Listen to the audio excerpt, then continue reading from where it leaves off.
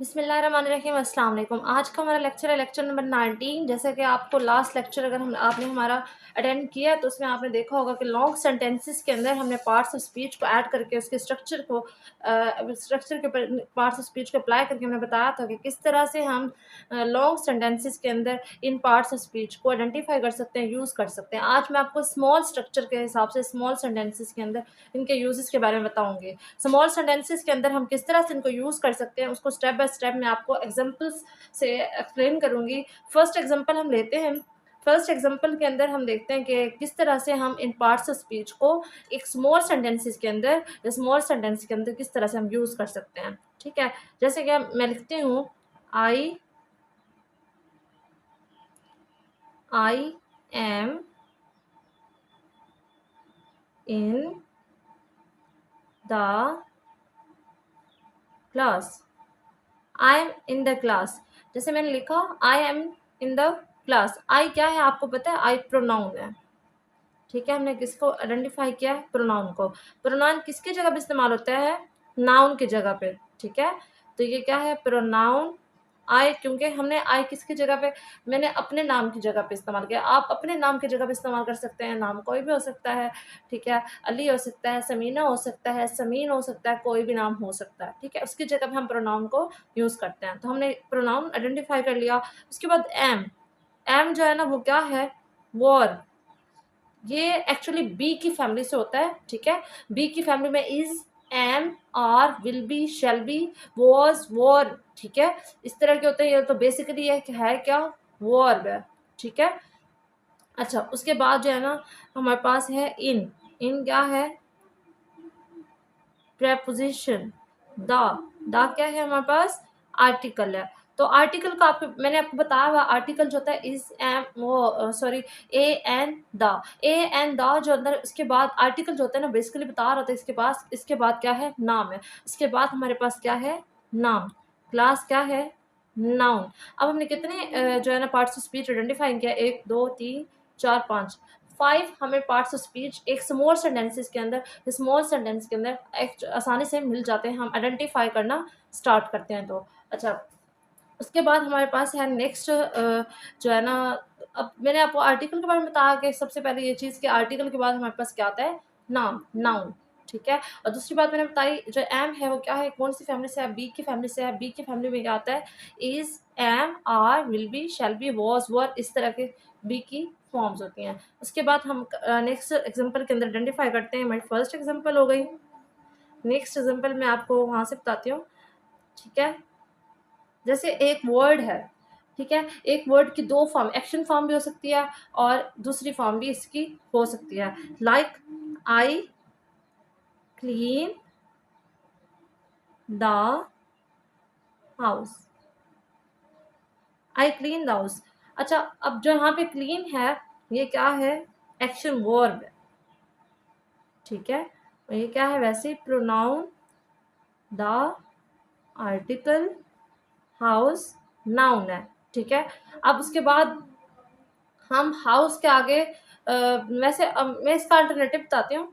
ठीक है, जिसमें हम क्लीन को किसी और फॉर्म में किसी और पार्ट्स ऑफ स्पीच में यूज करेंगे। The house is clean. ठीक है, अब यहाँ पे है आई क्लीन द हाउस, मैंने घर साफ किया। द हाउस इज क्लीन, घर साफ है। अब देखे ना, दो डिफरेंट चीजें होंगी। ये घर की खूबी बता रहा है कि घर क्या है?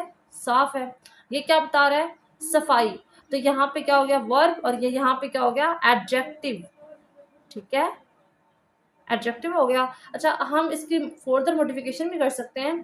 क्लीन के आगे, ठीक है, क्लीन क्लीन के आगे या क्लीन की जगह पे हम यूज कर सकते हैं और एडजेक्टिव यूज कर सकते हैं। बहुत सारी इसके अंदर बनती हैं।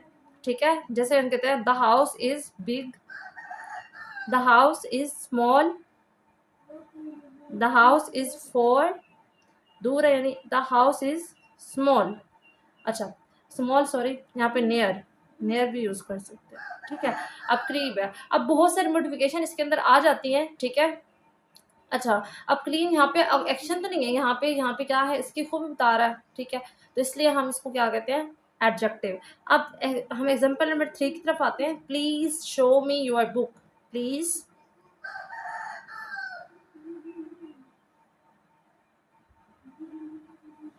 Show me your book.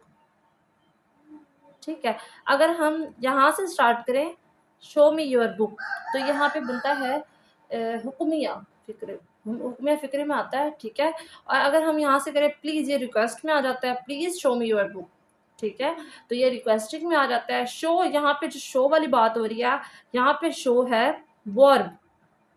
ठीक है, यहाँ पे शो क्या है? वर्ब। हम इसका अल्टरनेटिव देखें अगर, ठीक है, आई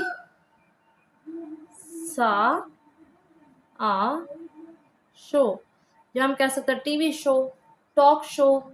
ठीक है, तो कोई भी कह सकते हैं, कुछ भी यहाँ पे यूज़ कर सकते हैं। ठीक है, तो यहाँ पे क्या है? Please show me your book, और उसके बाद क्या? आई सा अ शो। यहाँ पे जो शो है वो एक एंटिटी के तौर पे है, यानी मैंने एक प्रोग्राम देखा, मैंने एक शो देखा। ठीक है, टीवी शो हो सकता है, स्टेज शो हो सकता है, कुछ भी हो सकता है। तो उन्होंने शो में कोई मतलब जैसे कोई पाकिस्तान की कोई एक्टिविटी दिखाई जा रही है, शो में कोई चैट हो रही है, कोई पॉलिटिकल पर्सन आया बैठा है, उससे बातचीत हो रही है। ठीक है, सेलिब्रिटी के, मतलब कुछ भी हो सकता है। तो शो, यहाँ पे जो शो की बात हो रही है एक्चुअली, वो एक जैसे मैं बता आपको, एक एंटिटी, एक चीज़ की तरफ। तो यहाँ पे शो जो है ना, वो क्या है? बेसिकली नाउन है।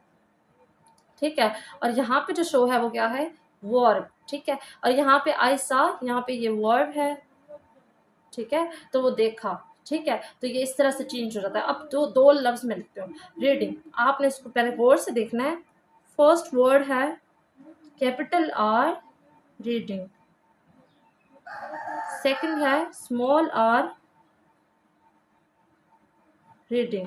अब जो कैपिटल आर है, reading, reading is my hobby, is my hobby. ठीक है, अब रीडिंग इज माई हॉबी जो है, वहाँ पे रीडिंग जो है ना, वो एक एक्टिविटी के तौर पर हमने इंट्रोड्यूस करा है। ये वाली जो रीडिंग है, एक एक्टिविटी क्या है। ठीक है, ठीक है, जैसे जेरेंड के अंदर भी हम आईएनजी फॉर्म में यूज़ कर सकते हैं एक्टिविटी के तौर पर। हमने cooking is my hobby, swimming is my hobby, इस तरह से। ठीक है, अब नेक्स्ट जो है ना, यहाँ पे आई एम, अब हमने आई एम ऐड कर दिया। Reading a book, I am reading a book. ठीक है, अब यहाँ पे जो रीडिंग है वो है एक्शन परफॉर्म करेगा, तो वर्ब है। ठीक है, इसके आगे हम आप बुक के आगे कुछ और भी ऐड कर सकते हैं, लाइक एन, इसके जगह पे यूज प्लेस कर सकते हैं। An interesting, interesting book. ठीक है, और आगे हम फर्दर भी इसके अंदर ऐड कर सकते हैं, लॉन्ग सेंटेंस बना सकते हैं, लाइक इन द लाइब्रेरी।